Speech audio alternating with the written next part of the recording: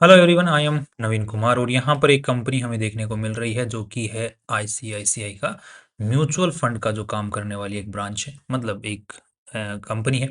Right, but ICICI की है। ICICI और प्रूडेंशियल दोनों ने मिलकर एक कंपनी खोली हुई है जो कि एसेट मैनेजमेंट का काम करती है, म्यूचुअल फंड का काम करती है। ये म्यूचुअल फंड में लोगों से इन्वेस्टमेंट लेती है और फिर उनको फिर मैनेज करती है उनके पैसों को, और ये बीच में अपना फीस कमाती है जो कि सेबी द्वारा जो रूल्स बनाए हुए हैं उनके हिसाब से।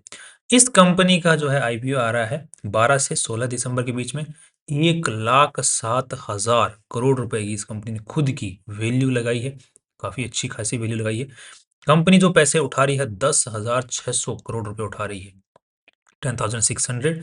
सारे पैसे कंपनी के जो प्रमोटर हैं उनकी जेब में जा रहे हैं। कंपनी को पैसों की जरूरत यहाँ पर नहीं है, सिर्फ मैनेजमेंट को इसको यहाँ पर लिस्ट करवाना था, इसलिए इसका जो है आईपीओ लेके आया जा रहा है। बाकी कंपनी को पैसों की बिल्कुल भी ज़रूरत यहाँ पर बनती हुई नहीं दिख रही है। मालिकाना हक आफ्टर द आईपीओ अच्छा खासा जो है वो प्रमोटर्स के पास में ही रहने वाला है। Not again A V issue. यहाँ पर इस कंपनी के कोई इंडिविजुअल प्रमोटर्स नहीं देखने को मिल रहे हैं। जो कंपनी है जैसे आईसीआईसीआई अपने आप में एक कंपनी है, प्रूडेंशियल अपने आप में एक कंपनी है, वो ही जो है इस कंपनी के मालिक देखने को मिल रहे हैं। राइट, नेक्स्ट यहाँ पर देखने मिल रहा है मेनली अगर देखा जाए तो यहाँ पर जो प्रूडेंशियल है वो अपना स्टेक बेच रहा है, आईसीआईसीआई बैंक अपना स्टेक नहीं बेच रहा है। नेक्स्ट जो सारे पैसे जो है जो उठा रही 10,000 करोड़ पे वो सारे सारे प्रूडेंशियल के पास में जा रहे हैं। नेक्स्ट यहाँ पर जो देखने को मिल रहा है दैट इज की कंपनी पे कोई खास केसेस वगैरह देखने को नहीं मिल रहे हैं। अगेन हम लोग इसके बारे में जानते हैं, ऑलरेडी 1993 से चलती हुई आ रही है और अभी तक इस लेवल के ऊपर में पहुंची है और ये सारे माइलस्टोन्स इन्होंने अचीव करते हुए यहाँ तक पहुंचे हैं।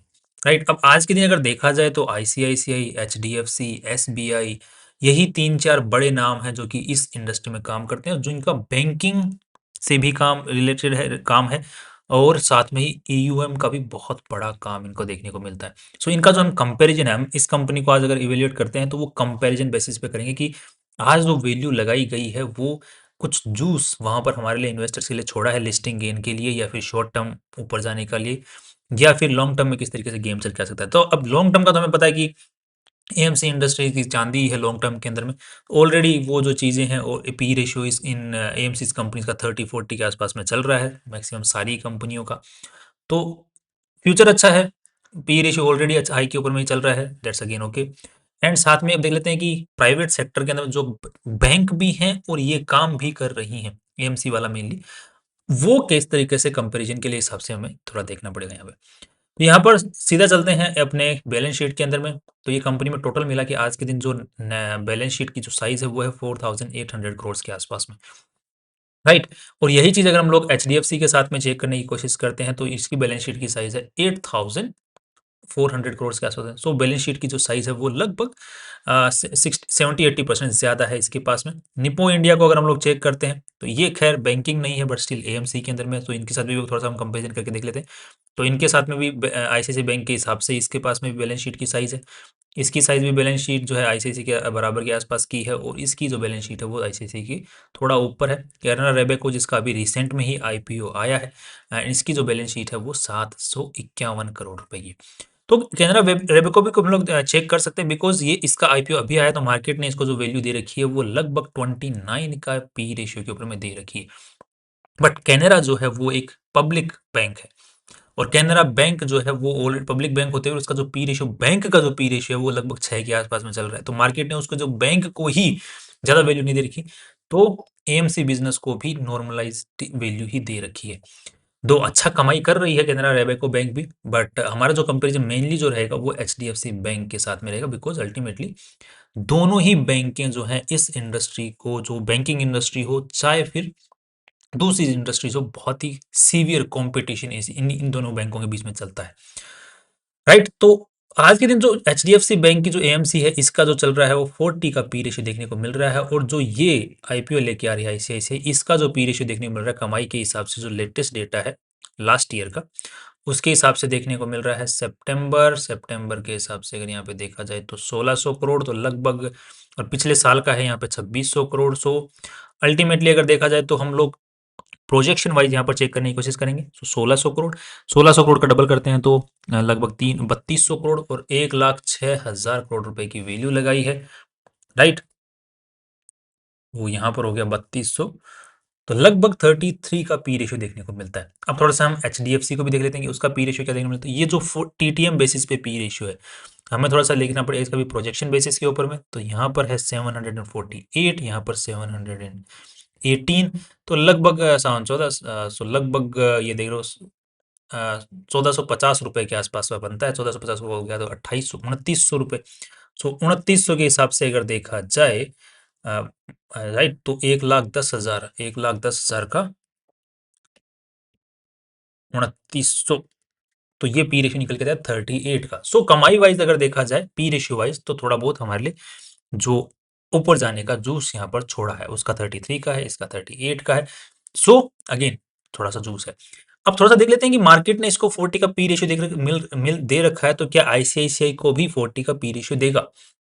वो डिपेंड करता है बाद में कि ये अपने रेवेन्यूज के ऊपर में जो सेल्स है आईसीआईसी एएमसी एचडीएफसी एएमसी की, वो कितना परसेंट जो है नेट प्रॉफिट उसका निकाल ले पा रही है। तो यहाँ पर हमें देखने को मिलता है, यहाँ पर अगर हम लोग चेक करने की कोशिश करते हैं तो यहाँ पर देखने को मिलेगा कि 4000 करोड़ के अगर रेवेन्यूज हैं, तो यहाँ पर 2400 के आसपास का निकाल ले पा रही है। और जो आईसीआईसीआई वाले जो आईपीओ लेके आ रही है, जो निकल के आ रहा है ये है 300 करोड़, और जो रेवेन्यूज निकल के आ रहे हैं वो लगभग 6000 करोड़ के आसपास। 6000 करोड़ से 3200 करोड़, तो लगभग ये हो गया इन लगभग 52-53% के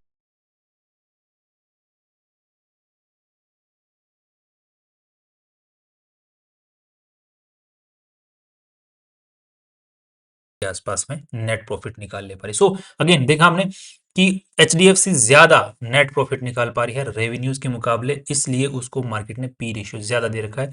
आईसीआईसीआई कम नेट प्रॉफिट निकाल पा रही है, इसलिए मार्केट उसको हो सकता है कि एचडीएफसी के बराबर पी रेशियो ना दे। राइट, प्रोबेबिलिटी है ये हमारे सामने। दूसरा हम देख लेते हैं नेटवर्थ के हिसाब से। राइट, अब नेटवर्थ जो एचडीएफसी बैंक की है, वो जो पीबी रेशियो जिसको हम बोलते हैं, नेटवर्थ वाइज हम लोग वैल्यू निकालने की कोशिश करते हैं, तो इसका 14 का पीबी रेशियो चल रहा है। और जो आईसीआईसीआई है, इसका जो आज के दिन नेटवर्थ के आसपास में चल रहा है वो अराउंड 3900 या 4000 करोड़ मान लो, राउंड ऑफ करने के बाद में। तो 4000 करोड़ को अगर हम लोग चेक करते हैं, तो यहाँ पे लगभग लगभग आप देखोगे तो 25, 26, 27, 26-27 का पीबी रेशियो देखने को मिलता है, जो कि एक बहुत ही हायर साइड में देखने को मिलता है कंपेरेटिवली देखा जाए तो। राइट, तो इसका 14 का है, इसका इसके मुकाबले लगभग डबल के आसपास में जा रहा है आईसीआईसी बैंक जो आईपीओ लेके आ रही है। तो again already value ICICI bank ने अच्छी खासी लगा दी है net worth wise, PB ratio wise.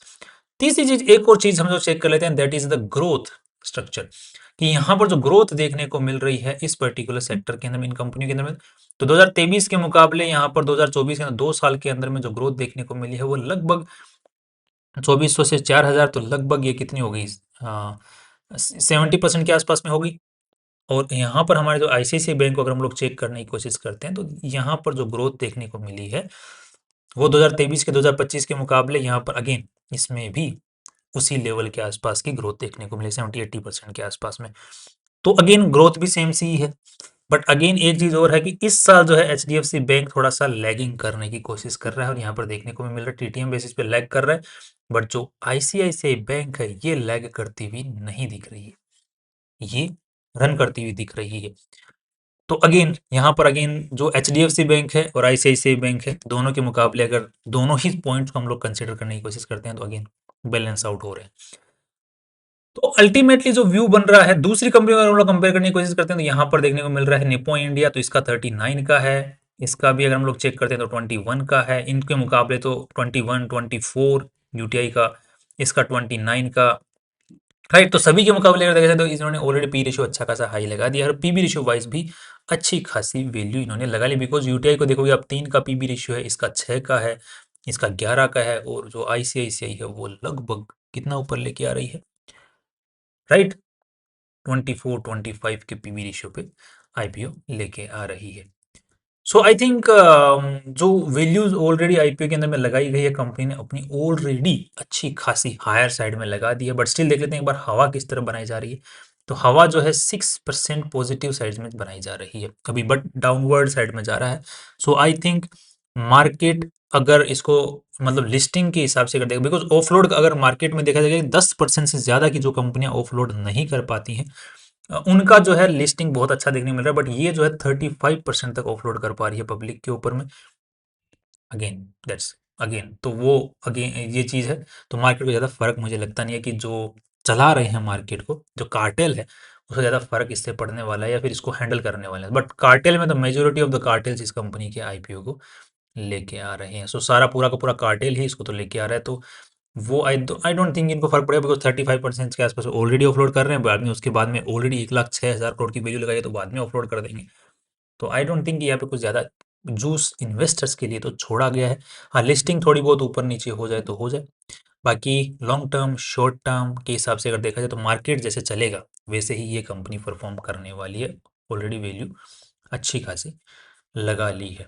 तो अब इसको उठाओ चाहे दूसरी एएमसी कंपनी को उठाओ, अगर एएमसी सेक्टर पूरा उठेगा तो ये कंपनी भी उठेगी, राइट। तो अलग से कुछ इसके पास में कोई मतलब पॉजिटिव फैक्टर नहीं है, right. That's all my view about this company. Is listing की थोड़ी बहुत उम्मीदें हैं, बाकी लॉन्ग टर्म शॉर्ट टर्म किसी भी एएमसी को उठाओ सारी कंपनियां ही अच्छी ही लग रही हैं एएमसी के अंदर में, राइट। बाकी आप चाहते हैं कि मैं एक अलग से कंपनी ढूंढें कि जिसका ज़्यादा पोटेंशियल नज़र आता है, बाकी दूसरे फैक्टर्स को भी कंपेयर करते हुए मैनेजमेंट एंड एवरीथिंग, तो उस पे हम लोग एक नई कंपनी ढूंढ के ला सकते हैं अगर आप बोलते हैं उसके ऊपर में, जो कि एएमसी सेक्टर से रिलेटेड हो, ताकि हम एक एक या दो कंपनी एएमसी सेक्टर से रिलेटेड उठा के बैठ जाएं आज ही, जो कि लॉन्ग टर्म में होल्ड करें और उनमें पोटेंशियल ज़्यादा अच्छा नज़र आए, राइट। तो you can say that in the comment section. Finally see you tomorrow.